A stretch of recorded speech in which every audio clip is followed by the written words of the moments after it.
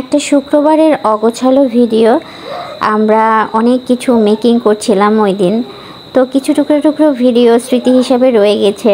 এজন্য চিন্তা করলাম টাইম লাইনে রেখে দেই। তো অনেক কিছু ডেকোরেশন করলাম ওই দিন। আমরা রূপকথা ছিল, ও অনেক এনজয় করছিল বিষয়গুলো। এই তাকটা বানালাম, তারপরে আমরা সাউন্ড বক্সে অনেক জোরে গান ছেড়ে একটা পিকনিকের মতোই বলা যেতে পারে করেছি। খুব ভালো লেগেছিল ওই দিন। আসলে ঘরে মাঝে মধ্যে সময় দিতে কিন্তু অনেক বেশি ভালো লাগে। একটু গান ছেড়ে খুব সুন্দর করে একটা মুহূর্ত কাটাতে পরিবারের সাথে। আমাদের একঘেয়ে জীবনটাকে আসলে পরিবর্তন করা আমাদেরই দায়িত্ব। আমরা প্রতিদিন যে জিনিসটা করি সেই জিনিসটার মধ্যে সুখ খুঁজে নেওয়াটাই অনেক শান্তির একটা বিষয়। কারণ মানুষ কখনোই মন থেকে সুখী হয় না। একটা না একটা দোটানা, একটা না একটা অপ্রিয়তা, একটা না একটা অজানা আকর্ষণ কেমন জানি মানুষকে দুঃখী করে তোলে। তো আমরা যখন খুব পরিবারকে নিয়ে সময় কাটাই, কথা বলি, সেই মুহূর্তগুলো না স্মৃতি হিসাবে থেকে যায়। তো রূপকথার বাবাকে রূপকথার আমি মিলে বলছিলাম 2 সপ্তাহ আগে থেকে যে আমাদেরকে কিন্তু টাইম দিতে হবে শুক্রবারে, আমরা অনেক কিছু ডেকোরেশন করব। রূপকথার খুব আগ্রহ থাকে এই সব ব্যাপারে, ও অনেক এনজয় করে। তো এই তাকটা বানালাম ওই দিন। অনেক দিনের ইচ্ছা ছিল এরকম একটা তাক বানাবো বাসায় বসে। তো বানালাম। তারপরে আমার হাজব্যান্ড, তারপর কি তাকে ঘরে বেঁধে রাখা যায়? রূপকথার বাবা দেখা যাচ্ছে সে বাইকের কাছে সময় কাটাচ্ছে। এই যে গ্যারেজ দেখতেছেন, গ্যারেজের মধ্যে সে বাইক নিয়ে কাজকর্ম করতেছে আর কি। আর আমি আর আমার মেয়ে মিলে মজা করলাম। তারপরে সন্ধ্যার পরে বসে গেলাম অনেকগুলো তেলের কৌটা নিয়ে। তো আপনাদের বাসায় যাদের 5 লিটারের তেলের কৌটা আছে তারা কিন্তু এরকম অনেক সুন্দর সুন্দর জিনিস মেক করতে পারেন। তো আজকে এতগুলো তেলের কৌটা নেওয়ার কারণ হচ্ছে আমি ছাদ বাগানে অনেক কিছু লাগাবো, মরিচ গাছ কিংবা ধনেপাতা। সামনে শীতকাল আসতেছে, তো এই ছাদ বাগানের জন্য এই পটগুলোকে আমি কেটে কেটে সেটিং করব। এই জন্য আমার জামাইকে বসায় দিলাম। আর এই 5 লিটারের পট কেটেই আজকে 1 টাইম যে চামচগুলো আছে সেগুলো আমার জামাই 3-4 প্যাকেট কিনে এনেছে। একটা ঝাড়বাতি ক্রিয়েট করবে। তো মেকিং ভিডিও বানাতে পারিনি ওরকমভাবে, কারণ আমার জামার আগে থেকেই আর কি কন্ডিশন থাকে যে আমি যে কোনো কিছুই বানাবো না কেন সেটা ভিডিও করতে পারবো না, আমার অনেক বেশি বিরক্ত লাগে। তারপর আমি ফাঁকে ফাঁকে দেখা যায় একটু একটু একটু একটু করে ভিডিও করে ফেলি। যেহেতু আমি কন্টেন্ট ক্রিয়েটার, আমি একটা কন্টেন্ট ক্রিয়েট করি, আমার সব কিছুই আসলে স্মৃতি হিসাবে রেখে দিতে ইচ্ছা করে। তো এগুলো বানানো একদম খুব ইজি বলা যেতে পারে, তবে অনেক ধৈর্যের ব্যাপার, অনেকটা টাইম লেগে গিয়েছিল। তো তেলের কৌটাটাকে খুব ভালো করে পরিষ্কার করে নিতে হবে, ধুয়ে মুছে তারপরে সুন্দর করে কেটে নিয়ে তারপরে এই ঝাড়বাতিটা ক্রিয়েট করবে। তো আমরা অনেক মজা করছিলাম ওই দিন। আমি বসে বসে আরও কিছু ওয়ালমেট বানাচ্ছিলাম।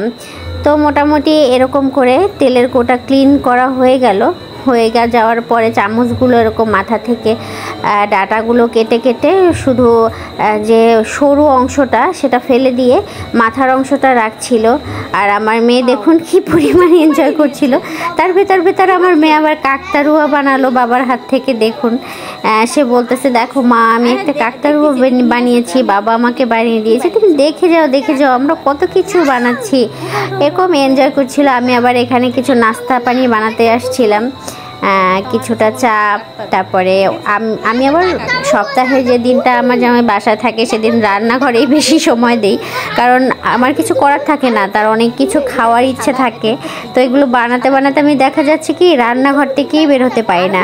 আবার দিন শেষে কমপ্লেন জামাইয়ের যে তুমি তো আমাদের সময় দাও না, তুমি কখনোই সময় দিতে পারো না, তুমি সারাক্ষণ রান্নাঘরে থাকো, কার জন্য কি করি বলেন। এই যে চা বানানো কমপ্লিট, তো আমরা এখন চা ঝালমুড়ি এইসব খাবো।